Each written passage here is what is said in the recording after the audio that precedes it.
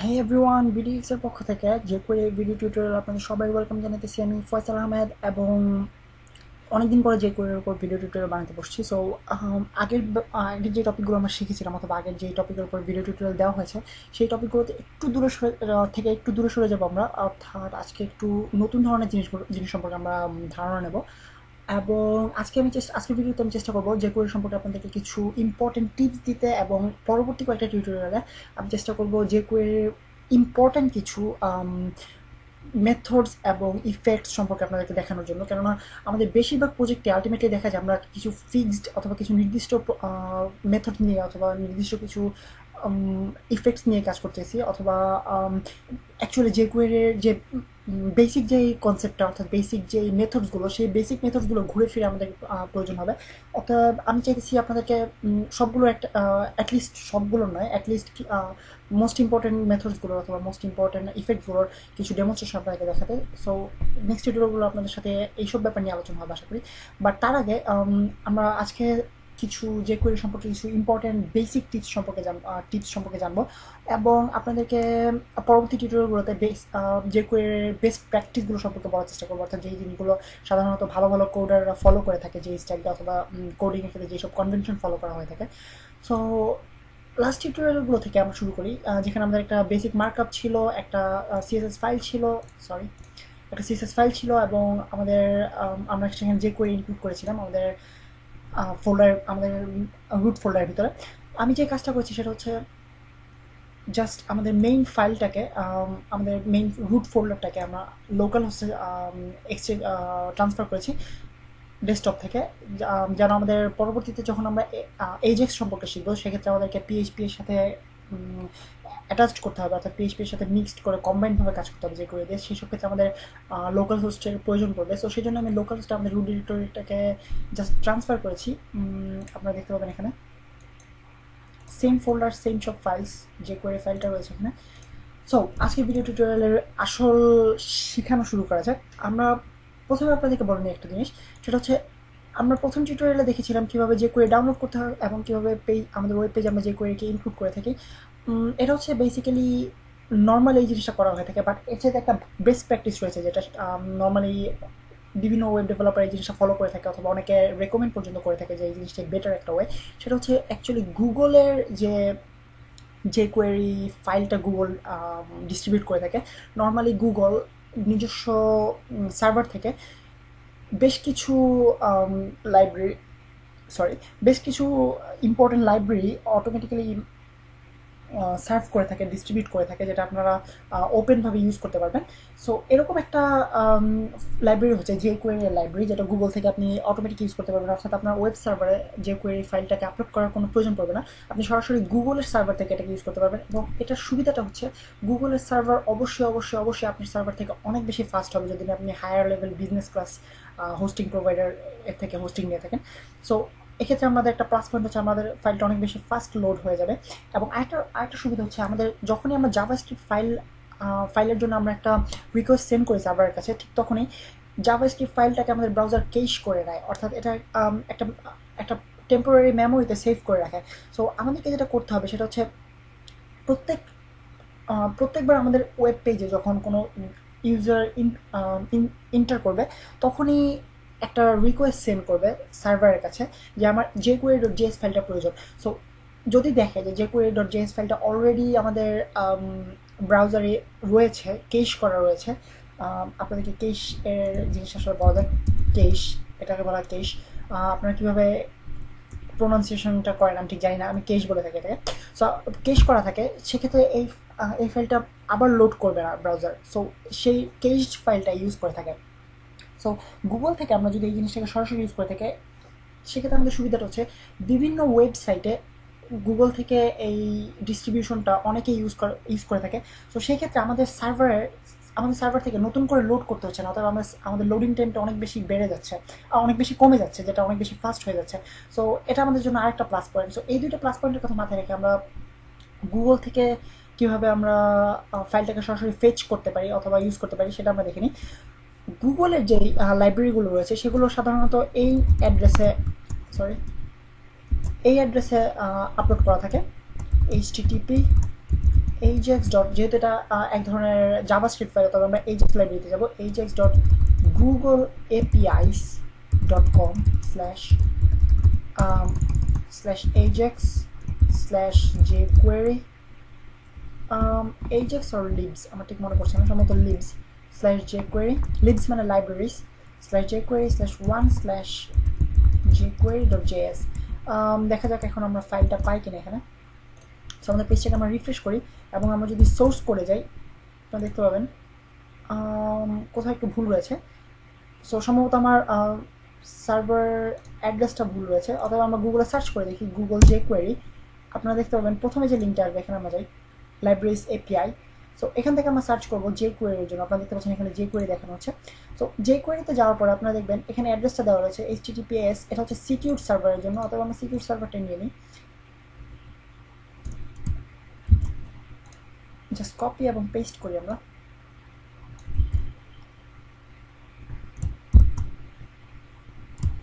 আমার ভুলটা ছিল এখানে, আমি ajax স্ল্যাশ libs লিখিনি, আমি সরাসরি libs লিখে দিয়েছিলাম। তো এখন আমরা পেজটাকে রিফ্রেশ করে দেখি। আপনারা দেখতে পাচ্ছেন এখানে আমি অটোমেটিক্যালি 1.7.2 jQuery ভার্সনটাকে ইনক্লুড করে ফেলেছি আমাদের ফাইলের মধ্যে, ওয়েব পেজের মধ্যে, যদিও আমি শুধুমাত্র এখানে 1 লিখেছি। আপনারা খেয়াল করেন এখানে আমি ভার্সন লিখেছি 1। সো এই অ্যাড্রেসটা আপনাকে এক্সপ্লেন করা যাক। এটা হচ্ছে আমাদের ডিরেক্টরি, অর্থাৎ আমরা jQuery ডিরেক্টরিতে খুঁজতেছি। এটা হচ্ছে আমাদের ফাইলের নেম এবং এটা হচ্ছে আমাদের ভার্সন নেম। সো আমরা এখানে দুটো কাজ করতে পারি। একটা হচ্ছে সরাসরি 1.7.2 আমরা লিখতে পারি, যেটা আমাদের লেটেস্ট ভার্সন, এবং এখানে আপনারা দেখতে পাবেন আমাদের 1.7.2তেও আমরা সরাসরি 1.7.2 পেলাম। বাট আমি যদি এখানে 1.7.2 না লিখে শুধু 1.7 লিখি, সেক্ষেত্রে দেখুন সরাসরি 1.7 এর আন্ডারে যে লেটেস্ট ভার্সন রয়েছে 1.7.2 সেটা চলে আসবে। আপনারা খেয়াল করুন এখানে অটোমেটিক্যালি 1.7.2 চলে আসছে। সো এভাবে আমরা একটু ঝামেলা এড়াতে পারি, অর্থাৎ আমরা হয়তো বা জানি না যে রিসেন্ট সবচেয়ে লেটেস্ট ভার্সন কোনটা, বাট আমরা লেটেস্ট ভার্সনটা ইউজ করতে চাইছি। সেক্ষেত্রে আমরা সরাসরি 1 লিখে দিলে আমাদের 1.7.2 অর্থাৎ লেটেস্ট ভার্সনটা চলে আসবে। অথবা যদি এখানে একটা ব্যাপার হচ্ছে যে হয়তো বা আজ থেকে 5 বছর পরে হয়তো jQuery ভার্সন 3 বের হয়ে যাবে, তখন আমাদের আর তখন আমাদের এই ফাইলগুলোকে আপডেট করা লাগবে, অর্থাৎ 3.3 লিখতে হবে। সো এই জিনিসটা আমাদেরকে মাথায় রাখতে হবে। বাট যেহেতু এখনো বের হয়নি, অথবা খুব এখন অনেক দেরি আছে বের হতে, অথবা আমরা নিশ্চিন্ত মনে 1 ইউজ করতে পারি সিম্পলি। অথবা যদি আপনারা আরও শিওর হতে চান যে পরবর্তীতে হয়তো আমাদের অনেকগুলো মেথড চেঞ্জ হয়ে যাবে অথবা অনেকগুলো ফাংশন চেঞ্জ হয়ে যাবে, সেক্ষেত্রে আমাদের পুরো ফাইলটাকে এডিট করা লাগবে। এই ঝামেলার হাত থেকে বাঁচার জন্য আমরা সরাসরি 1.7.2 ইউজ করতে পারি, কারণ আমাদের বর্তমান কোডিংগুলো আমরা যেগুলো করবো সেটা আমরা 1.7.2 এর ভিত্তিতে করবো। অতএব সবচেয়ে সেফ হচ্ছে 1.7.2 ইউজ করা। সো এভাবে আমরা দেখলাম কীভাবে আমাদের গুগল থেকে সরাসরি আমরা গুগলের সার্ভার থেকে কীভাবে আমাদের ওয়েব পেজের মধ্যে jQuery ফাইলটাকে ইনক্লুড করতে পারি আদার দেন আমাদের সার্ভারে আপলোড করে দেওয়ার চাইতে। সো এখানে আপনারা দেখতে পাচ্ছেন আমরা মিনিফাইড ভার্সন ইউজ করিনি।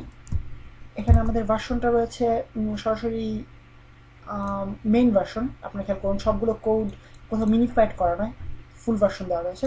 সো আমরা এখানে চাইলে মিনিফাইড ভার্সন ইউজ করতে পারি, সেক্ষেত্রে আমাদেরকে জাস্ট লিখতে হবে .min এবং আমাদের অটোমেটিক্যালি এখানে মিনিফাইড ভার্সনটা ইনক্লুডেড হয়ে যাবে।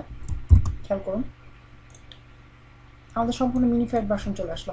সো এটা হচ্ছে আমাদের গুগল থেকে কীভাবে আমরা ইনক্লুড করবো সেই সম্পর্কে ছোট একটা টিপস।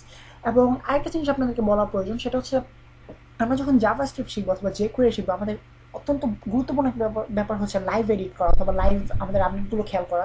সো এক্ষেত্রে আমি যেটা প্রিফার করি সেটা হচ্ছে আমাদের ফায়ারফক্সের ফায়ারবাগ এক্সটেনশন। আপনারা ফায়ারফক্স থেকে অ্যাডঅনসে যাবেন এবং অ্যাডঅনস থেকে জাস্ট সার্চ করবেন ফায়ারবাগ, এবং ফায়ারবাগ দেওয়ার মাত্র যে প্রথম যে এক্সটেনশনটা আপনাদের আসবে, যেহেতু আমি এটা অলরেডি ইনস্টল করে রেখেছি বাট এই জন্য আমার আসেনি, বাট আপনাদের প্রথম যে এক্সটেনশনটা আসবে, অ্যাডনটা আসবে, সেটা হচ্ছে এটা ফায়ারবাগ। এটা আপনারা এখান থেকে ইনস্টল করবেন এবং ইনস্টল করার পরে আপনারা অটোমেটিক্যালি দেখবেন এনাবেল করার পর, অবশ্যই ইনস্টল করার পরে এনাবেল করতে হবে। আপনাদের এখানে একটা আইকন চলে আসবে বাগ, একটা পোকার মতো আইকন। এই আইকনটা ক্লিক করলে আপনারা খেয়াল করুন এরকম একটা আইকন থাকবে। এই আইকনটা ক্লিক করার সাথে সাথে আপনারা খেয়াল করুন আমার ওয়েব পেজের নিচে একটা ছোট একটা প্যানেল চলে আসছে। এই প্যানেলের মাধ্যমে আমি কী করবো, এই প্যানেলের মাধ্যমে আমি আমাদের ওয়েব পেজকে লাইভ আপডেট করতে পারি। এটা শুধুমাত্র জাভাস্ক্রিপ্টের জন্য নয়, এটা আমরা HTML, CSS এবং জাভাস্ক্রিপ্ট তিনটা ক্ষেত্রে আমাদের অনেক অনেক অনেক বেশি ইম্পর্টেন্ট একটা ব্যাপার, কেননা এর মাধ্যমে আমরা ওয়েব পেজকে লাইভ আপডেট করতে পারি, লাইভ এডিট করতে পারি। আপনারা খেয়াল করুন আমাকে এখানে একটা এরর দেখাচ্ছে অলরেডি। সো আমরা যদি এখানে যাই, আপনাদেরকে এররের সম্পূর্ণ ডিসক্রিপশন বলে দিচ্ছে যে কী ধরনের এরর, ক্যারেক্টার এনকোডিং এরর, অর্থাৎ আমাদের ওয়েব পেজের মধ্যে আমরা মেটা চার সেট ইউজ করিনি, মেটা চার সেট, আমাদের চার সেট ইউজ করি ইউটিএফ-8, কেননা আমরা যেহেতু বাংলাদেশ থেকে কোডিং করে থাকি, অথবা আমাদের আমরা চাইবো আমাদের ওয়েব পেজকে বাংলা সাপোর্ট করতে, এবং বাংলা সাপোর্ট করানোর জন্য আমাদের ওয়েব পেজের ক্যারেক্টার সেট হতে হবে ইউটিএফ-8। এটা আশা করি আপনারা অনেকে জানেন, তারপর রিপিট করলাম। সো এখন যদি আমরা পেজটা রিফ্রেশ করি, আপনারা দেখতে পাচ্ছেন কোনো এরর আসতেছে না। সো আপনারা দেখতে পাচ্ছেন যে ইনস্ট্যান্টলি আমি আমার পেজের এরর সম্পর্কে জানতে পারছি এই সফটওয়্যার, এই এক্সটেনশনটা থেকে। এবং আপনারা খেয়াল করুন HTML এবং CSS কীভাবে আপডেট করতে পারি আমরা, অথবা লাইভ এডিট করতে পারি। আপনারা খেয়াল করুন, আমি যখন HTML সেকশনে গেলাম, তখন এখানে দেখুন আমাদের পুরো ওয়েব পেজটাকে এখানে আমাদেরকে ডিসপ্লে করতেছে, ওয়েব পেজের কোডটাকে। সো এখান থেকে আমরা সরাসরি বের করতে পারি আমরা কোন কোডটা খুঁজতেছি। এখন প্রথমে আপনারা খেয়াল করুন, আমি এখানে ডিভ ইউজ করেছি, হেডার এবং ফুটার, বাট কোনো একটা অজানা কারণে আমাদের এখানে আসতেছে শুধুমাত্র হেডার। তার মানে আমাদের কোডে নিশ্চয়ই কোথাও ভুল রয়েছে, যার কারণে আমাদের ফুটার কোডটা আসতেছে না। এখন আমরা যদি আমাদের কোডের মধ্যে যাই, আপনারা দেখতে পাবেন এই ডিভের মধ্যে আমি একটু ভুল করে রেখেছি, সেটা হচ্ছে আমি একটা স্ল্যাশ এক্সট্রা দিয়ে ফেলেছি, যেটা হবে না, কেননা এটা আমাদের ওপেনিং ট্যাগ। সো ওপেনিং ট্যাগের মধ্যে আমরা স্ল্যাশটা রিমুভ করে দিলাম। এখন আমরা যদি পেজটাকে রিফ্রেশ করি, জাস্ট সিম্পলি আমাদের অটোমেটিক্যালি আপডেট হয়ে গেছে, যেটা হচ্ছে ফুটার আইডিটা অটোমেটিক চলে আসছে। সো এটার সুবিধাটা কি? এটার সুবিধাটা আপনি খেয়াল করুন, আমি যখন এখানে কোনো একটা CSS রুল অ্যাড করতে যাচ্ছি, ইন্ট্রো স্টাইলে যাচ্ছি, ধরা যাক আমরা একটা ফুটারের জন্য একটা, আমাদের ফুটারকে আইডি অথবা ক্লাস, আমাদের ফুটার আইডির জন্য আমি যদি একটা স্টাইল অ্যাড করি, আপনারা খেয়াল করুন, ধরা যাক উইথ আমরা দিলাম 200 পিক্সেলস এবং হাইট দিলাম 300 পিক্সেলস, এবং এরপরে আমরা যখন কালার দিই ব্ল্যাক। সো এখন আমরা যদি পেজটাকে রিফ্রেশ করি, আমরা একটা ফুটার পাবো, যেটা উইথ হবে 200 পিক্সেল এবং হাইট হবে 300 পিক্সেল এবং কালার হবে ব্ল্যাক। সো আপনারা দেখতে পাচ্ছেন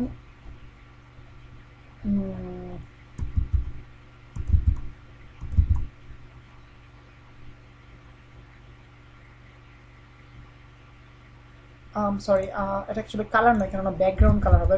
কালার বলতে CSS অ্যাকচুয়ালি বোঝায় আপনাদের ফন্ট কালার। সো আমরা ইউজ করতে হবে background colour. So background colour আমরা যখন ব্ল্যাক করে দিলাম, তখন আপনারা খেয়াল করুন ব্ল্যাক ব্যাকগ্রাউন্ডের একটা বক্স পেলাম আমরা।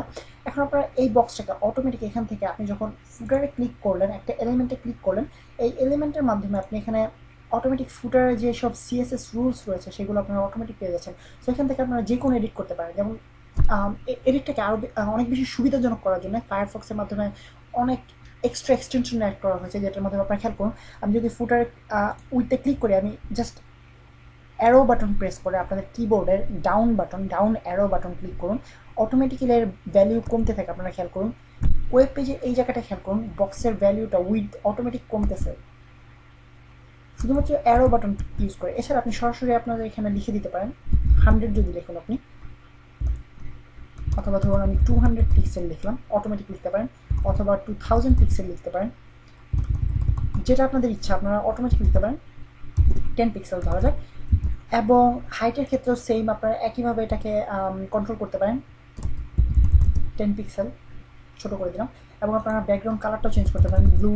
এছাড়া শুধুমাত্র নেমিং কালার না, আপনারা হেক্সাডেসিমাল কালারও ইউজ করতে পারেন, E6 দেওয়া যায়। সো আপনারা দেখতে পাচ্ছেন খুবই ছোটো বাট বক্সটা দেখা যাচ্ছে, এবং এর মাধ্যমে আপনারা এলিমেন্টগুলোকে আপনারা খুব সহজেই কন্ট্রোল করতে পারেন। যেমন ধরা যাক আপনি যদি ফুটারটাকে দেখতে চান, আপনি মাউস ওভার করার মাত্র এখানে দেখতে পাচ্ছেন এটা কালার হয়ে যাচ্ছে। আপনি যদি এটাকে একটু বড় করে দিই, 100 পিক্সেল বাই 100 পিক্সেল একটা বক্স যদি করে দিই, আপনারা দেখতে পাবেন আমি এখানে মাউস ওভার করা মাত্র দেখুন আমাদের গ্রে বক্সটা অটোমেটিক্যালি মার্কড আপ হয়ে যায়। খেয়াল করুন, এখন আমি হেডারে মাউস ওভার করেছি, অতএব এটা দেখাচ্ছে না, যেহেতু আমাদের হেডারের কোনো উইথ নেই, হাইট নেই। বাট আমি যখন ফুটার নিচ্ছি, তখন এটা দেখুন মার্কড আপ হয়ে যাচ্ছে, এই জায়গাটা কালার হয়ে যাচ্ছে। সো এটা হচ্ছে আমাদেরকে এলিমেন্ট দেখিয়ে দেয় যে আমাদের কোন এলিমেন্টটা ঠিক কোন জায়গায় সিচুয়েটেড। সো এটার মাধ্যমে আপনারা খুব সহজে আপনাদের এলিমেন্টগুলোকে পজিশন করতে পারেন, লেআউটটাকে ফিক্স করতে পারেন, কীভাবে কোনটাকে কোথায় বসাতে চান সেই অনুযায়ী আপনারা ফিক্স করতে পারেন। এবং এখান থেকে আপনারা ইচ্ছা করলে রুল অ্যাড করতে পারেন। শুধুমাত্র এই না যে আপনাদের CSS ফাইলে যে রুলগুলো থাকবে সেগুলোই আপনারা এখানে এডিট করতে পারবেন, ঠিক ব্যাপারটা এরকম না। ব্যাপারটা হচ্ছে আপনারা অ্যাডও করতে পারেন। আপনারা যদি যে কোনো একটাতে ক্লিক করেন, লাস্ট এলিমেন্টে যদি ক্লিক করেন এবং এন্টার প্রেস করেন, অটোমেটিকে একটা বক্স ওপেন হবে। এই বক্সে আপনাদের যে কোনো CSS প্রপার্টি লিখতে পারেন। যেমন ধরা যাক আমি চাইতেছি বর্ডার ফিক্স করতে। সো BO লেখা মাত্র আপনারা খেয়াল করুন অটোমেটিক্যালি বর্ডার চলে আসতেছে, অর্থাৎ এটা আপনাকে অটো সাজেশন পর্যন্ত দিচ্ছে। সো বর্ডারে আমরা একটু এডিট করি, বর্ডারটাকে দিয়ে আমরা 2 pixel solid yellow, 2 pixel solid ইয়েলোটা বোঝা যাচ্ছে না, আমি রেড বর্ডার দিয়ে দিই। আপনারা দেখতে পাচ্ছেন এখানে 2 পিক্সেল সলিড রেড বর্ডার চলে আসছে অটোমেটিক্যালি। এবং আরেকটা রুল অ্যাড করা যাক, বর্ডার রেডিয়াস অ্যাড করবো আমরা, ধরা যাক 5 pixel. So 5 pixel border radius automatically add হয়ে গেল। এটাকে আমরা বাড়াতে কমাতে পারি যেভাবে ইচ্ছা। তো আপনারা দেখতে পাচ্ছেন যে ব্যাপারটা কতখানি সুবিধাজনক আমাদের HTML এবং CSS এডিট করার জন্য। প্লাস জাভাস্ক্রিপ্টের ক্ষেত্রে আমাদের কী কাজে লাগবে এবং jQuery এর জন্য কী কাজে লাগবে সেটা আমরা এখন এক নজর দেখে নিই। jQuery এর ক্ষেত্রে আমরা সাধারণত কী ধরনের কোডিং ইউজ করে থাকি সেটা আপনাদেরকে দেখানো যাক। যেমন ধরা যাক অ্যাডিং ক্লাস, আমরা যখন একটা ক্লাস অ্যাড করবো jQuery এর মাধ্যমে, ধরা যাক আপনাদেরকে আগে একটা টিউটোরিয়াল দেখানো হচ্ছে কীভাবে অ্যাড ক্লাস মেথড ইউজ করা হয়। তো ধরা যাক আমরা আমাদের ফুটার এই আইডিতে আমরা একটা ক্লাস অ্যাড করব যেটার নাম হচ্ছে ফুটার ক্লাস। ধরা যাক ফুটার ক্লাস নামে একটা ক্লাস অ্যাড করলাম এবং পেজটাকে যদি আমি রিফ্রেশ করি আপনারা দেখতে পাবেন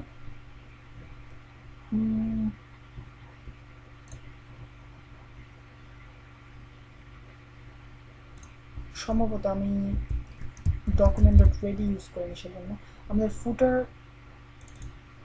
অলরাইট ক্লাস অলরাইট ওকে, আমরা এখন document.ready ইউজ করি। রেডি অর্থাৎ আমরা বলে দিলাম যে যখনই ডকুমেন্টটা রেডি হবে তখন এই ক্লাসটা অ্যাড করতে, এবং অবশ্যই ফাংশন কল করতে ভুলবেন না, কারণ আলটিমেটলি এটা একটা জাস্ট মেথড। সো মেথডের ভিতরে আমাদেরকে ফাংশন কল করতে হবে। সো এখন পেজটা রিফ্রেশ করা যাক। আপনারা দেখতে পাচ্ছেন এখানে অটোমেটিক্যালি আমাদের ক্লাসটা অ্যাড হয়ে গেছে। সো এর মাধ্যমে আমরা অ্যাকচুয়ালি কিন্তু যখন আমরা HTML কোডিং করেছি তখন আমাদের কোনো ক্লাস নেই এখানে, আপনারা খেয়াল করুন।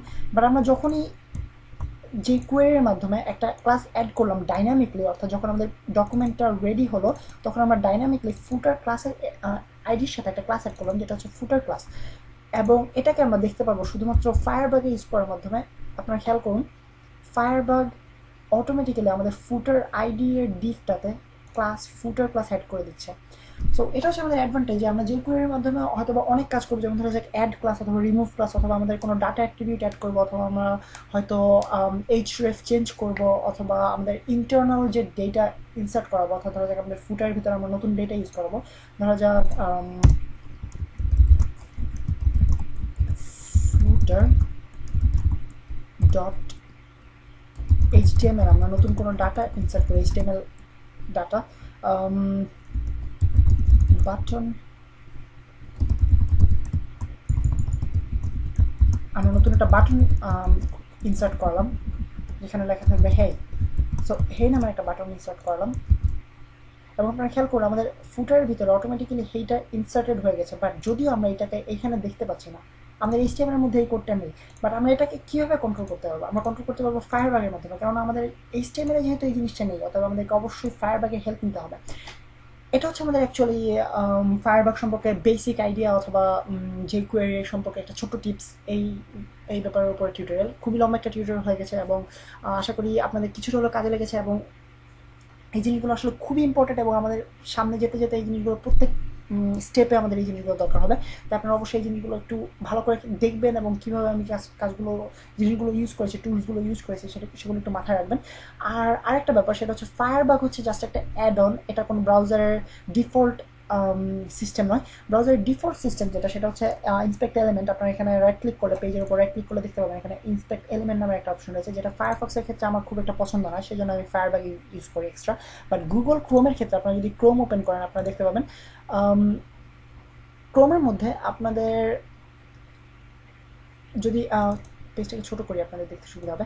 আপনারা এখানে সেটিংসে গিয়ে আপনার ডেভেলপার্স টুলে যদি যান, ক্রোমের টুলসে যদি যান এবং এখান থেকে যদি ডেভেলপার টুলে ক্লিক করুন, ঠিক ফায়ারবাগের মতো একটা প্যানেল ওপেন হয় নিচে। এখানে